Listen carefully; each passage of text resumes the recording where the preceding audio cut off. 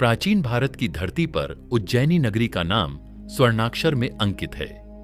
इस नगर के राजा विक्रमादित्य को उनकी न्यायप्रियता, वीरता और अद्भुत बुद्धिमत्ता के लिए समूचे आर्यावर्त में जाना जाता था। उनका शासन ऐसा था जिसमें हर कोई सुखी और समृद्ध था, लेकिन उनकी यह प्रतिष्ठा केवल एक न्यायप्रिय राजा की नहीं थी। वे उन रहस्यमय कथाओं के नायक भी थे जो आज तक इतिहास के पन्नों में गूंजती हैं। यह कहानी उस समय की है जब राजा विक्रमादित्य ने जीवन और मृत्यु के रहस्यों को समझने के लिए काल का सामना किया। एक दिन राजा विक्रमादित्य अपने राजमहल के दिव्य कक्ष में ध्यान मग्न थे। ध्यान के दौरान उन्हें एक दिव्य स्वप्न हुआ।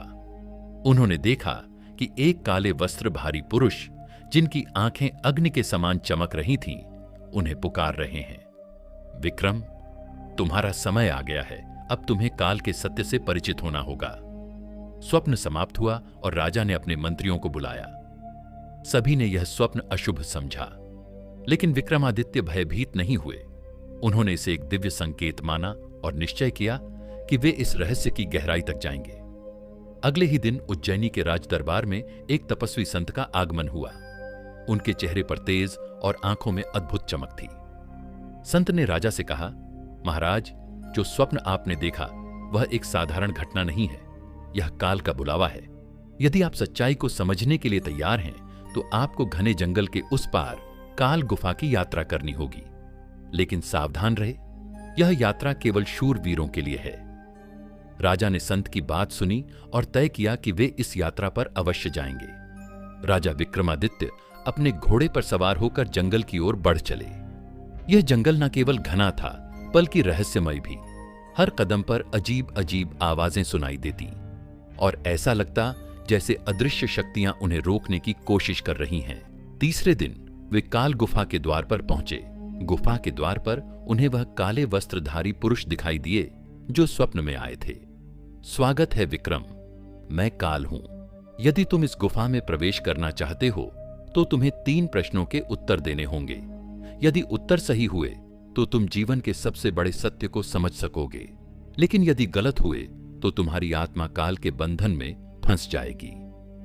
प्रश्न: एक जीवन का सबसे बड़ा सुख क्या है? राजा ने उत्तर दिया, जीवन का सबसे बड़ा सुख धर्म के मार्ग पर चलकर प्रजा की सेवा करना है।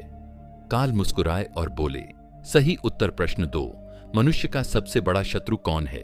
राजा ने कहा, मनुष्य का सबसे बड़ा शत्रु उसका अपना अहंकार है, जो उसे अंधकार में धकेल देता है।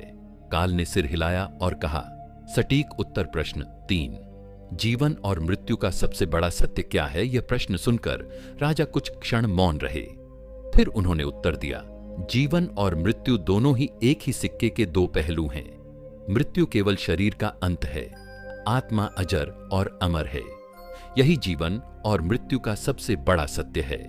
तीसरे उत्तर के बाद काल ने राजा की ओर देखा और कहा, विक्रम, तुमने अपने साहस और ज्ञान से सिद्ध कर दिया कि तुम सच्चे राजा हो, लेकिन तुमने जो सत्य समझा है वह केवल शब्द नहीं है।